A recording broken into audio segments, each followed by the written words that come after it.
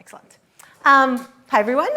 So with all of the really great things we heard about procuring clean electricity, you might be wondering, why would you want an offset, right? So I think a lot of you run data centers, and so you may have poured some concrete for your data center, and in your area, there may or may not be any like zero emissions concrete available. You may not be able to pressure your upstream suppliers for your computers, right? You don't know what electricity they were made in. So there's kind of a whole bunch of embodied carbon, which is not electricity related, where offsets might be a pretty good fit, right? So I think everybody here knows that offsets is when you have some part of your footprint that you don't control, but there's somebody else that can reduce some greenhouse gas emissions in some other area, sometimes of the world, sometimes in a completely different sector, and they would not do that unless there was money that came from you to sponsor that. And so that's where offsets are really nice. And the reason that I'm familiar with them is that I worked at Google, which was one of the first places of the large tech companies to go carbon neutral, so they've thought a lot about offsets, and also I run this company which mitigates methane. And what started the entire thing is these crazy methane vents in Siberia that formed hills and exploded. And it's like, cool, well, if you want to mitigate that source of methane, like what are your choices as like somebody that wants to do this project, right? And the beautiful thing about carbon markets is that you can develop a methodology in order for this kind of stuff to count and stack up against all the other ways in which you can mitigate climate change. So that kind of led me to diving pretty deep into what's the infrastructure of carbon markets. Okay, so everybody, obviously there's some gaming, there's things to be improved in the carbon markets, but the reason that they're worth fighting for is that you've got this beautiful, elegant situation where you've got thousands of entrepreneurs anywhere in the world that can compete for who can mitigate climate change the cheapest. And I feel extremely strongly about the cheapest because the world has other competing priorities. And the less we spend on that, the more there is for the other things, and the more likely it is to pass politically. So I think that that's the kind of one of the best global ways of taking this into account, taking externalities into account in the economy. Okay, so real quick, why I think it's great: the cost, which I mentioned before, innovation. So when you find this weird methane source in the Arctic, right, you can go and have a methodology and get paid and scale and stack up against all the other ways of doing that, right? Your alternatives in the absence of that is to like convince a government to do this or like start a nonprofit for every type of thing. And then it's like, to some extent, how well are you advertising as opposed to how low cost, high quality is this thing? It's kind of mostly global. There's some really low cost ways of mitigating carbon in the developing world. And we don't want it to go the way of Europe of like, hey, let's shave all of our trees, right? Develop and then replant some of them if we still have the native species left. Some amount of fairness, right? So there's like countries that are responsible for the carbon that exists in the atmosphere right now, and those are typically the countries paying for this to happen somewhere else. Better data, there's a whole bunch of emissions that are not currently measured, right? So methane, like really just recently started getting measured, and we're still being surprised, right? You see sometimes these large step functions in, turns out rice produces a whole lot of methane, right? So sometimes when these methodologies, when you try to mitigate something, you measure something that maybe wasn't previously measured. And of course, externalities. So common criticism, right? Gamings, right? Was that tree actually going to get cut down? So we'll talk about that later. Overhead, the cost of validation. So who does the project developer get the money, or do the people validating and the brokers get the money? And a lot of folks say, well, why should Google or other large corporations be offsetting rather than reducing their emissions? And it turns out that sometimes you just don't have control over your supply chain. All right, so if some of you are going to be offset buyers, here's the type of things that you should think about to evaluate them, right? So first, additionality. If you didn't pay them, was this going to happen anyways, right? Like, was that forest going to get cut down, but then you paid them and got protected, and how do you prove that, right? Permanence, which is, this is more important for stashes, so like carbon, soil, and trees are sort of stashes, and then you have higher order gases, which are typically destructions.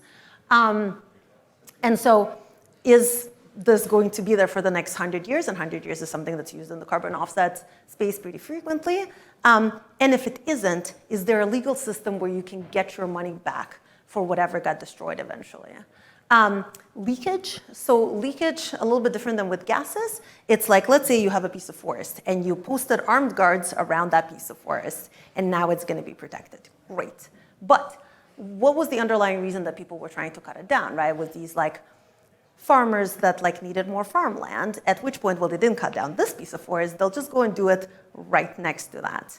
And in that case, can you prove that you mitigated the core of why that forest was going to get cut down, as opposed to just posted some armed guards and like pushed the problem just a little bit down the road, right? So that's like a really big one for leakage, which again is a problem in some types of offsets, but not in all of them. Folks like the gold standards look a lot of other benefits. Is there biodiversity increase? Is there like empowerment, so on? Secondary invalidation risk is not relevant to voluntary markets, but it is to some compliance markets, which is how well was the validation like really done. And of course, you have to look at some unintended consequences. Were people displaced as a result of this project? What are the chances of gaming? Are there predictable amounts of it, and so on? And there are both independent rating agencies now that are starting to pop up, like Silvera from London, for example, that are trying to say, well, okay, there's some imperfections in the existing way of validations, but could we do an independent kind of validation of what are the chances of these risks? And then there's brokers that you sort of trust to have an extra layer on top of the normal infrastructure. But there's kind of a question of like, wait, why do you need an extra layer on top of the infrastructure? In some sense, should the infrastructure already handle this? So what does the infrastructure look like? Okay, so you've got the registries, right? There's basically 4 of them, and they all kind of coordinate with each other. The registries, the project developers, so project developers is kind of like us. Validators are, let's call them auditors on steroids, right? They all work together to develop a new methodology. So somebody comes up with whatever crazy way of mitigating climate change, and then all of these 3 things work together in a very well-defined way to develop a methodology. And a methodology is to say, well, how do you measure this thing? But also, like rear frost methane, if there was an evil frost methane, is it possible for an auditor to tell the difference? All right, and so that's the thing, and also how do you do this where you don't kill the project on just validation risks, right? So there's this balance between them. If it's small distributed projects, you want to do some statistical sampling. If it's one large one, you can just go out and measure, so that's really easy. And then the registries also certify the validators, right? Because everything here really depends on the quality of these auditors. So then you've got a project, right? So the developers get the project done. These guys audit it between 6 months and 2 years, I think, are the typical audit cycles. Once it gets audited, everything from the last audit can be sold. So here this produces offsets, goes into the registries, and buyers can change ownership, right? Because it is held as an asset. Or they can, when they use it, they can retire the offset so that nobody else uses them. And because there's a small number of registries, so I know here we're all about decentralizations, but in this case, there's 4 major ones, and so they coordinate with each other to avoid double selling. Compliance markets, so California Cap and Trade pulls from the 4 major voluntary registries, for example. So because there's such a small number, it's possible to do the coordination in standard offline ways to make sure that that doesn't happen. Okay, so that's kind of what it looks like. And so if there's gaming in the market, we either messed up on the methodology or we messed up on the audits. And then there's a whole bunch of other crazy things, which feel free to ask me about in the Q&A. All right, so one last thing you need to know about the infrastructure is everything in the carbon markets works on a 100-year global warming potential. Why 100 years? A bunch of places that's the longest contract that you can make, right? And so for forestry, if you need to not cut them down for 100 years, well, that's a contract, right? And then the way this works with non-CO2 gases is you basically look at everything under the curve for whatever gases and then do the multiplication, right? So in this case, this graph is normalized to 1 ton of nitrous oxide, but essentially everything here is equivalent. And so that's kind of what the multipliers look like, right? There's also HFCs that would be way off the graph, so they're not here. All right, cool. So is somebody was supposed to show me time left? Jamie? Okay, Cool. Okay, so one quick example, right? So let's say a forest was protected, right? Very, very common. So then, like, was it in danger? Did you address the root cause? So somebody mentioned about, like, counting the trees from satellites, which is great, right? It's a great first step.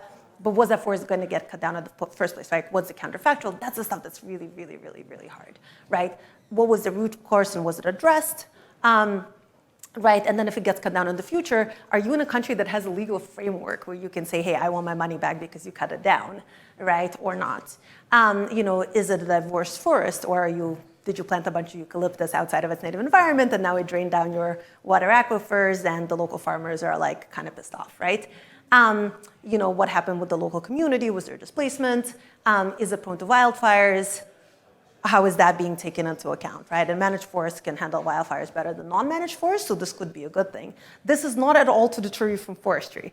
These are just all of the tools that all of you can build to help that particular methodology be better, right? And right now, like a tree is worth, like the timber or the farmland that it could be. So putting an explicit price on forests is a really, really good idea.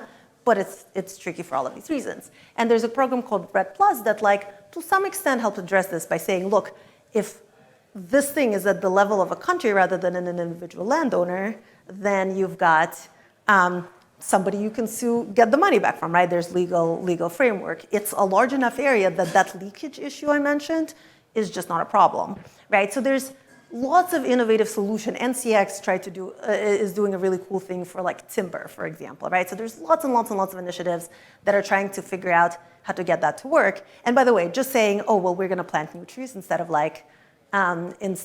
protecting an existing forest, that doesn't help you that much either, because if you displaced farmers, well, those farmers went somewhere else and maybe cut down a native forest. So like, it's not, there isn't like a particularly easy solution, but there's tons and tons of tools that you can build. So that's kind of great.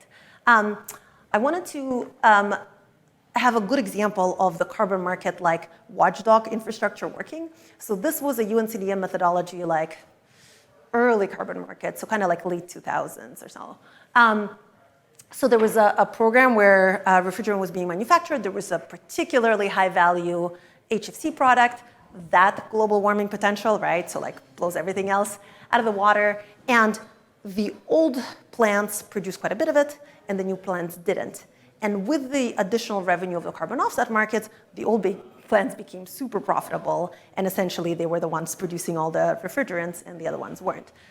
Good news is, there was a watchdog organization, noticed the pattern, and the methodology was removed because they decided that they couldn't rewrite the methodology in a way that would, allow catching of this pattern. And so they're like, okay, anything that we can't like validate that there's no gaming, it's out, right? And there's a lot, like oil and gas, for example, doesn't fit into a lot of carbon offset markets. Anything that can like produce the emission and then have the cousin mitigate it, like all of that is out. And then I wanted to contrast this to this one company, Recooler, for example, but there's others that are, there's all of these old window air conditioners that get thrown away. If they just get hacked to pieces, everything goes up in the atmosphere.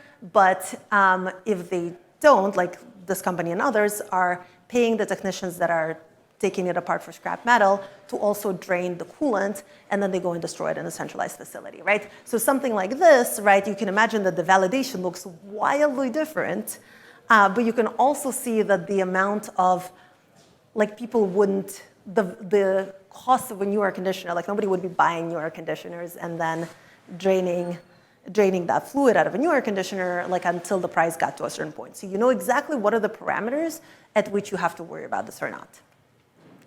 Okay, so what are things we can do? So methodology improvements, methodology updates that are more frequent would be,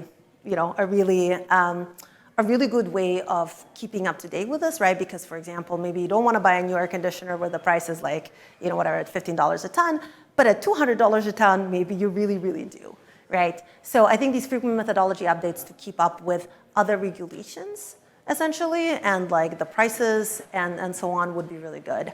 That watchdog organization, some exist, but I think having much more to do aggregate evaluation of these methodologies would be pretty important. The true verification cost for this methodology, for example, carbon soil stuff is outside of Nori, like not particularly accepted, partially because you can't measure that really well. And so you've got companies that pop up to make that possible. Same with like small projects versus large projects. There's lots of small projects that just can't participate.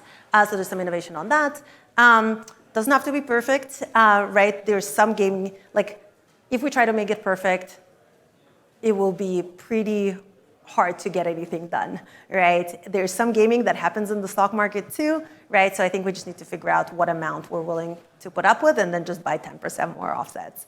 And then I think it would be really interesting if there was other things that were explicitly traced, right? So the stuff that Alan talked about earlier, like the biodiversity and the land use and a variety of things, are those benefits something that we can explicitly track and maybe track as a specific offset class eventually. I'd also love it if we were explicitly tracking risk. So for example, if there was, like we're pretty sure it's good, it's got all of these benefits, it's super cheap, but maybe there's like a 5% risk that it contributed to something else. It would be really nice if that was like explicitly traced, and then you could like make real trade-offs between like, oh, well, it's got 10% risk of invalidation, but it's a really new tech, and like it's got a chance to come down the cost curve, and like the methodology is getting improved, so I'm willing to buy it in order for us to have more data on that methodology, right? So those would be things that you could do, but right now that is, it's either validated or it's not, right? So it's kind of, the trade-off is made for you implicitly. So that's why there's like a bunch of other markets on like CO2 drawdown directly, which are like, well, that's the golden standard, that's the only thing we trust. So yeah, I think I was kind of hoping to have more time for questions, but I guess 50 seconds, so I'll take one question. But feel free to catch me in like a happy hour.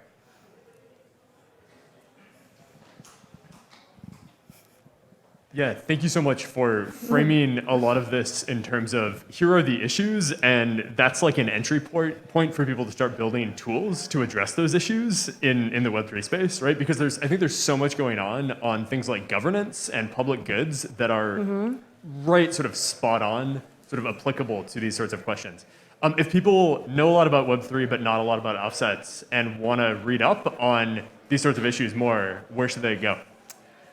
That's a really good question. I've been looking for one really good source, and I can't say that I have one, but they should email me for the specific question, and maybe for their sub-questions, I'll have a resource. And I'd love to also point out the fact that there's a lot of infrastructure already available in the carbon offset market, and a lot of it is good. Some methodologies are fantastically well thought out, right? There's like 100 of them or so. So I'd say for people that are building stuff, I'd also encourage people to see what's already there, right? The fact that there's a small number of registries is really useful, so anybody making their own market should really figure out how to work with that market, otherwise the double counting will happen, like one in crypto, one not in crypto. And the validations and the methodologies and the way that's done, some are fabulous, and that should just be, we should just take advantage of all the really, really, really good thinking that has already been done. So lots of issues, lots of incredibly good thinking, so I think I try to balance those two.